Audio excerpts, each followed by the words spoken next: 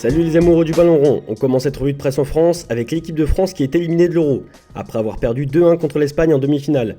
Démasqué placarde le journal L'Équipe. C'est un tournoi au goût amer pour le média qui pointe du doigt le coaching impuissant de Didier Deschamps. Malgré des changements à la 62e minute, rien n'a changé. Le problème de la présence dans la surface n'a pas été réglé, écrit le média. Leçon d'espagnol, titre Le Parisien, alors que la Provence parle de la fin d'un rêve pour les Bleus. Le média évoque également la faillite des cadres comme Antoine Griezmann et Kylian Mbappé. Le Guardian se penche sur une défaite qui pourrait signifier la fin du non-football de Deschamps.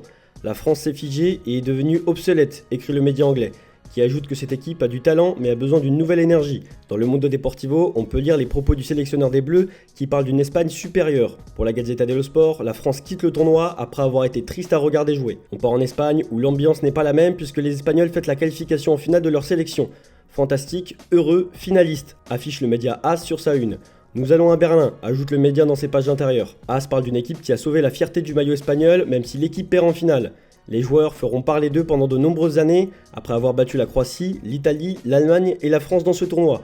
Dans la Gazzetta dello Sport, on titre Yamal en or, l'Espagne en finale. Chez le média allemand Bild, on parle de l'Espagne en faisant un focus sur Luis de la Fuente qui fait une demande spéciale pour les grands tournois. Supprimer les prolongations dans un tournoi qui demande beaucoup aux joueurs. Pour le sélectionneur espagnol, moins de temps de jeu augmenterait la qualité des matchs. On ferme cette page espagnole avec une info mercato. Sport rapporte que l'Inter Milan semble être la prochaine destination de Joao Cancelo. Mais le salaire élevé du joueur complique l'opération. Certains clubs saoudiens se sont positionnés, mais le Portugais pourrait ajuster ses exigences salariales pour jouer la Ligue des Champions. On fait désormais un focus sur un joueur qui a brillé hier soir, Lamine Yamal. Lamine, finale, titre le Mundo Deportivo, comme pour souligner l'impact de ce joueur dans la victoire espagnole face à la France. Car oui, c'est lui qui a débloqué la situation en égalisant la 21e minute d'une superbe enroulée du gauche. Le média AS se réjouit aussi de la performance du joueur de 16 ans en écrivant « Yamal rend heureux l'Espagne. Le bonheur des uns fait le malheur des autres. Yamal, ça fait mal », titre le journal L'Équipe dans ses pages intérieures. La performance de Lamine signe l'arrivée d'un nouvel empire, écrit le Guardian, conscient que ce joueur est le visage d'une nouvelle génération dans ce sport. Pour le Daily Mail, l'égalisation de Lamine Yamal restera longtemps dans les mémoires, et ajoute que Yamal vole la vedette à Mbappé.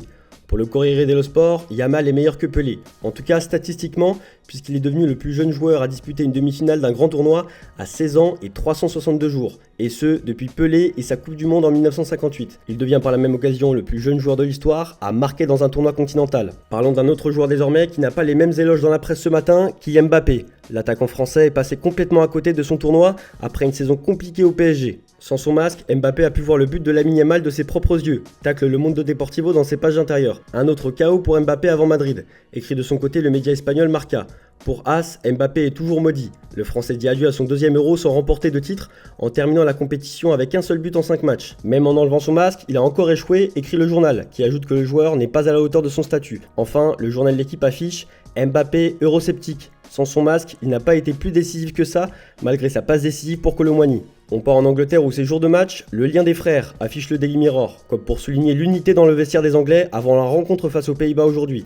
De son côté, Harry Kane rejette les critiques sur sa forme physique, lui qui n'a inscrit qu'un seul but dans ce tournoi. Je ne peux parler que sur le terrain et j'espère pouvoir le faire mercredi, a-t-il expliqué. Allons écrire l'histoire, placarde le Daily Express. On peut dire que Gareth Southgate veut entrer dans la légende avec ses joueurs. Tulipe contre Rose, affiche AS tandis que le Mundo Deportivo parle d'une rencontre entre illusion et obligation pour l'Angleterre. On termine cette revue de presse en Italie où le Corriere dello Sport met à l'honneur Khéphren Thuram. L'ère de Thuram, affiche le média italien, qui parle du deuxième Thuram qui signe à la Juventus de Turin après son père Lilian Thuram passé entre 2001 et 2006 chez les Bianconeri. Dans la Gazzetta dello Sport, on se concentre sur Alvaro Morata, annoncé avec insistance du côté de l'AC Milan. Et justement, d'après le média, le conseiller principal du club italien, Zlatan Ibrahimovic, a appelé l'Espagnol pour le convaincre de venir. Certains détails restent à définir, notamment sur l'aspect économique. Milan a proposé 4 millions net par saison sur 3 ans, alors que le Madrilène demande un contrat de 4 ans avec un salaire de 5 millions d'euros. Voilà, c'est tout pour aujourd'hui. Bonne journée à tous, merci pour votre fidélité. On se retrouve en fin d'après-midi pour le JT Foot Mercato.